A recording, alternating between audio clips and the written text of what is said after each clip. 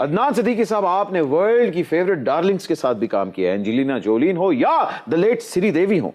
तो श्री देवी जी के साथ जब आपने काम किया उस वक्त क्या जज्बात थे?